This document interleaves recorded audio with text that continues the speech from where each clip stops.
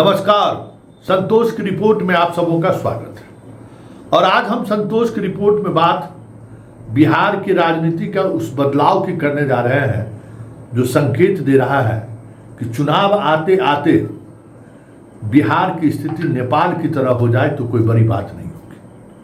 क्योंकि जिस अराजकता के दौर से बिहार गुजर रहा है, जिस अराजकता के दौर से पॉलिटिकल पार्टियां गुजर रही है, जिस तरीके से तमाम पॉलिटिकल पार्टी में सत्ता के शीर्ष नेतृत्व का कह सकते हैं कि पकड़ ढीली हो गई है। देखिएगा, कुछ भी हो सकता है इस बार।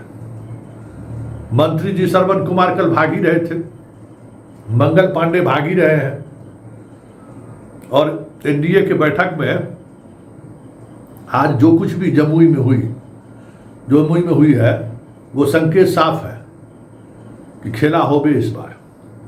और खेला इस तरीके का होगा कि जिसकी कल्पना हमें लगता है कि किसी ने नहीं सोचा होगा। ये जमुई संकेत है कि इस बार के चुनाव में एक अलग तरीके का फीजा बंधने वाली है। जिस तरीके से जमुई में के सभा में मंत्री सुमित सिंह को बोलने से रोका गया, संकेत है कि जमुई की सियासत जो कभी नीतीश का गढ़ हुआ करता था, उस गढ़ में खेला शुरू है। आज जिस तरीके से संविदा कर्मियों ने जेपी नड्डा को बीजेपी के दफ्तर में नहीं पहुंचने दिया, संकेत साफ है कि आने वाले समय में ये संविदा कर्मी अमीन, TRE 3 का स्टूडेंट, TRE 4 का स्टूडेंट, राज्य सरकार के मंत्री,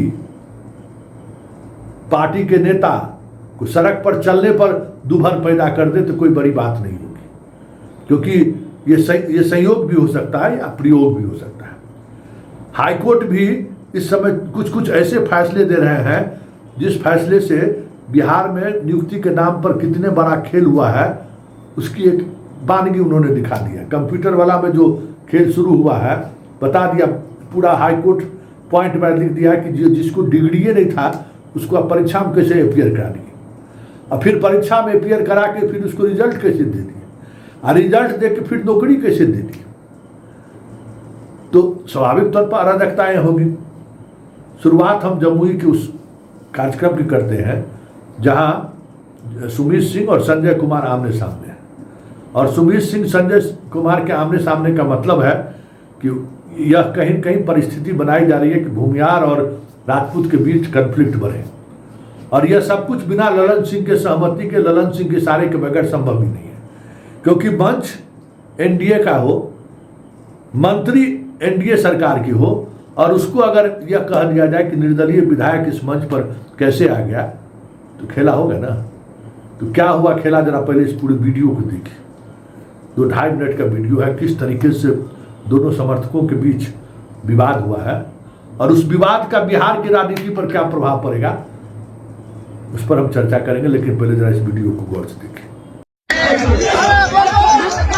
संजय मंडल जी, प्रदेश महासचिव लोजपा रामविलास,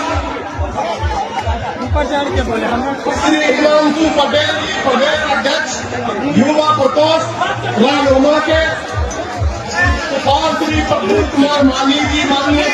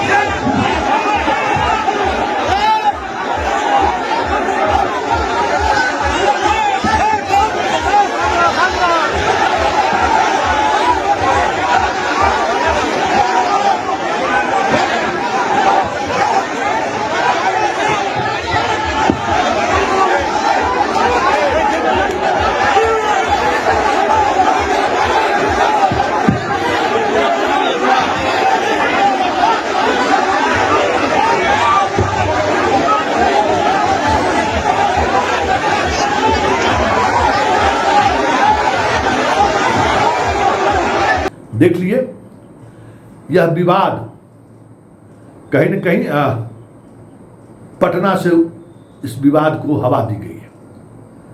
और ये जो जदयू का जो अंदर का जो पॉलिटिक्स है ना, उस अंदर के पॉलिटिक्स का वो रिफ्लेक्शन है। खेला उसी दिन शुरू हो गया था कि निशाने पर सुमित सिंह है, निशाने पर श्रेयसी सिंह है, उसी दिन तय हो गया था। और उसी दिन इस मुद्दे पर जिसने हमें फोन किया, जिसने हमसे बात की, हमने कहा कि सियासत जमुई की बदलने की साजिश चल रही है और उस सियासत का शिकार कौन होगा। तो ये तय मानिए कि जमुई का जो राजपूत की पॉलिटिक्स है, जो दशकों से वो पॉलिटिक्स कहीं न कहीं प्रभावी तरीके से चला आ रहा है, उस पॉलिटिक्स को समाप्त करना है। वही एक इलाका है जमुई और बांका जहां अभी भी पकड़ ढीली नहीं हुई है सियासत में। तो ये सारी कवायद एक रणनीति का हिस्सा है। और पहले ही जैसे शाहाबाद में कुशवाहा और राजपूत में कॉन्फ्लिक्ट है, जहानाबाद में भूमियार और अति पिछड़ा में कॉन्फ्लिक्ट है, जमुई जहां एनडीए एकजुट लग रहा था, वहां जिस तरीके से राजपूत भूमियार का कॉन्फ्लिक्ट सामने आया है, ये तय मानिए कि उस इलाके में, तमाम इलाकों में खेला होना तय है। बहुत मुश्किल है संभालना, क्योंकि ये संकेत है कि रणभेरी बज चुकी है और अब खेला होगा। और उस खेला का कौन शिकार होगा कहना मुश्किल है। यही सियासत है और यही सियासत समझने की जरूरत है कि यहाँ असुरे का जमात है ना, इस असुर के जमात को कैसे आपस में एक दूसरे से गुत्थम गुत्थी हो रहा है। और सबसे बड़ी बात है ना कि बीजेपी भी नेतृत्व विहीन है, जदयू भी नेतृत्व विहीन है। तो ये दोनों एनडीए की पार्टी दोनों नेतृत्व विहीन है, तो फिर संभालेगा कौन भाई?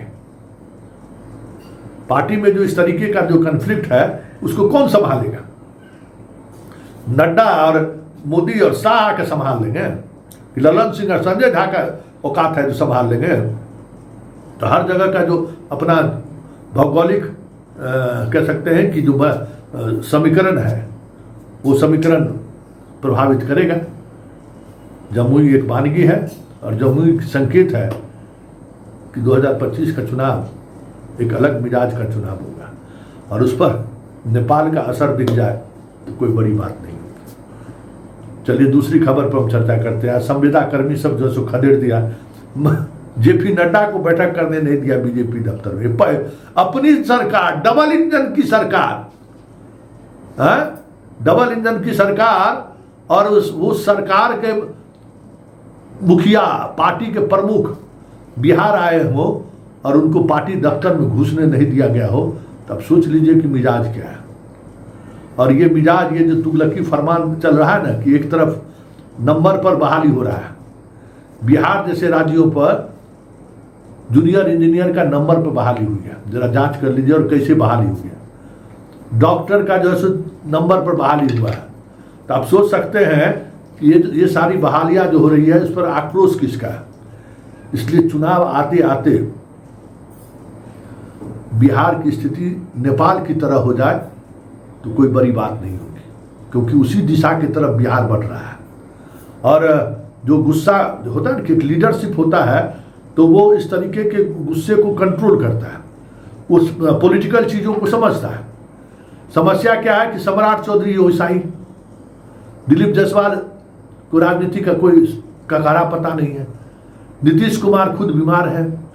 तो पूरी तौर पर आप कह सकते हैं कि पॉलिटिकल अराजकता के दौर से बिहार गुजर रहा है। और ये अराजकता कह सकते हैं कि बहुत मुश्किल होगा उसको नियंत्रण करना, क्योंकि पॉलिटिकल डेमोक्रेसी में अगर नेतृत्व नकारा हो जाए, नेतृत्व में जनता से संवाद करने की क्षमता खत्म हो जाए, तब तो फिर अराजकता फैलने से कौन रोक सकता है।